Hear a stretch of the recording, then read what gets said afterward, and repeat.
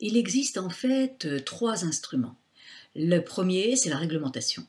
Le second, c'est la taxation. Et le troisième, ce sont les marchés d'émissions.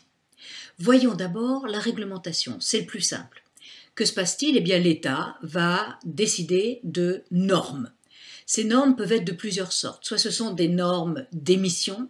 Il s'agit alors de décider d'un plafond d'émissions, soit pour tolérer certaines émissions, certaines pollutions, soit pour, au contraire, décider qu'elles ne sont plus possibles du tout.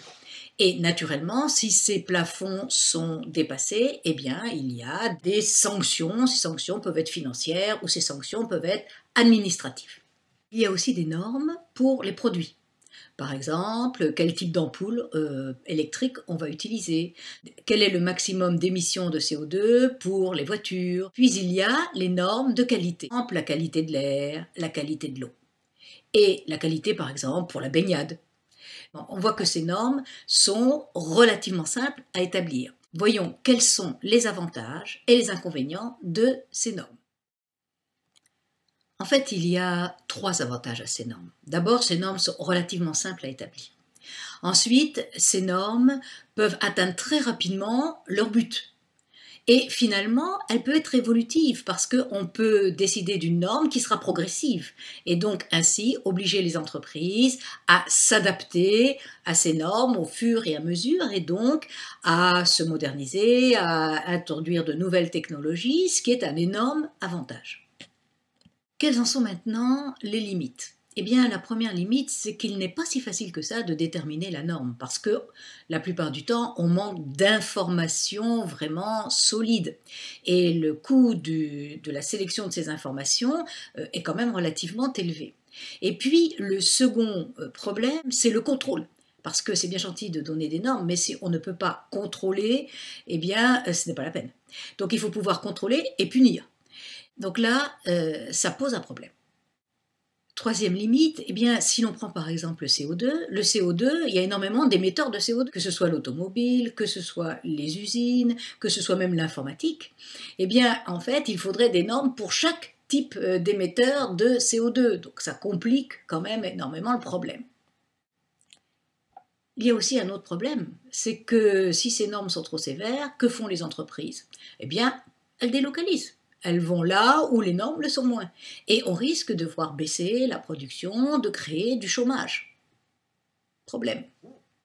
La dernière limite, c'est en fait l'inefficacité économique. En effet, la norme, elle s'applique à absolument tout le monde, toutes les entreprises par exemple. Or, toutes les entreprises peuvent être parfaitement différentes. Une énorme entreprise, une grande entreprise internationale, c'est quand même pas la même chose qu'une petite PME.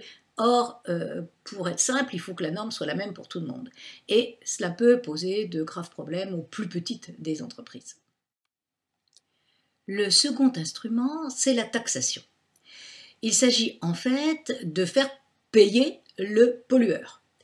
Faire payer le pollueur et par une taxe, l'idée en est venue en tout premier à l'économiste anglais Pigou et donc ça consiste à internaliser les externalités négatives. En France, on a voulu créer une taxe carbone, mais finalement, cette loi n'est pas passée parce que le Conseil constitutionnel l'a rejetée. Alors, en fait, on a fait des pollueurs-payeurs différents, c'est-à-dire on a fait, par exemple, un bonus-malus pour l'automobile. Or, c'est intéressant parce qu'on voit qu'il n'y a pas seulement une taxe, il peut y avoir aussi des subventions. Le cas du bonus, c'est une subvention.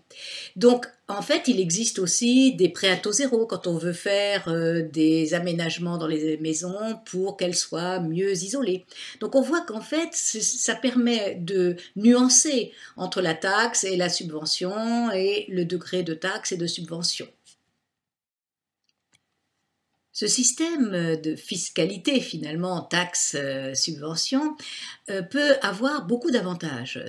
Premier avantage, bon, il est relativement facile à mettre en place et il est efficace quasiment immédiatement. En plus, c'est très incitatif. Regardons le bonus pour les voitures. On voit tout de suite que beaucoup de gens se sont dit que il était intéressant d'avoir des voitures avec ce bonus parce qu'elles coûtaient moins cher.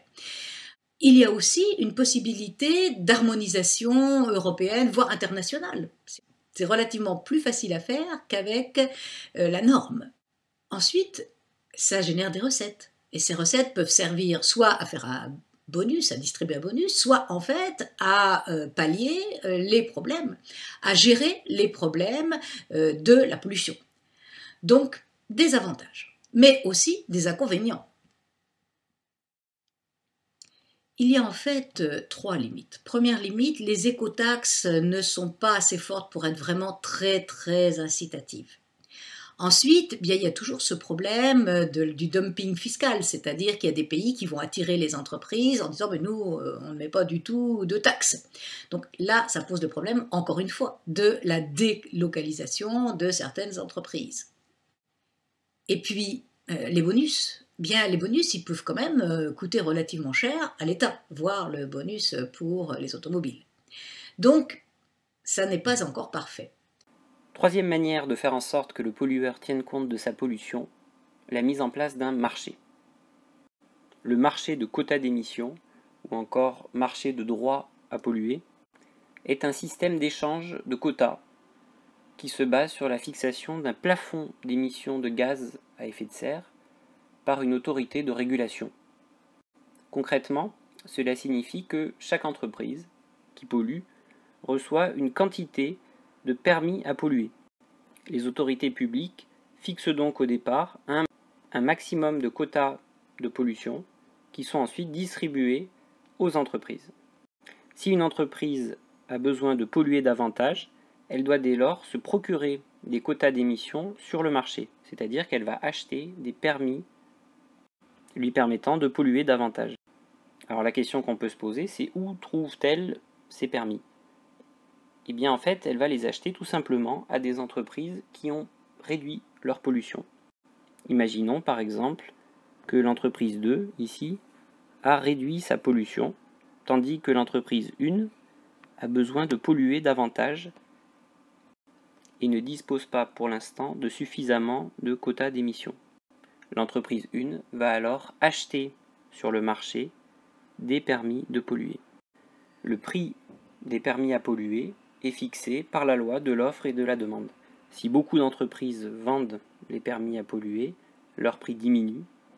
En revanche, s'il y a beaucoup d'entreprises qui souhaitent les acheter, leur prix augmente.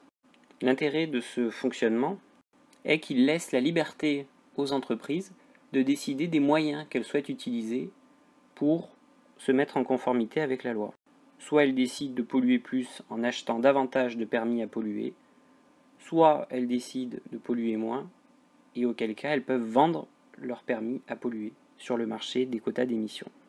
On voit que dans ce système, l'efficacité du dispositif dépend en fait du nombre de quotas d'émission qui a été fixé au départ par les autorités publiques.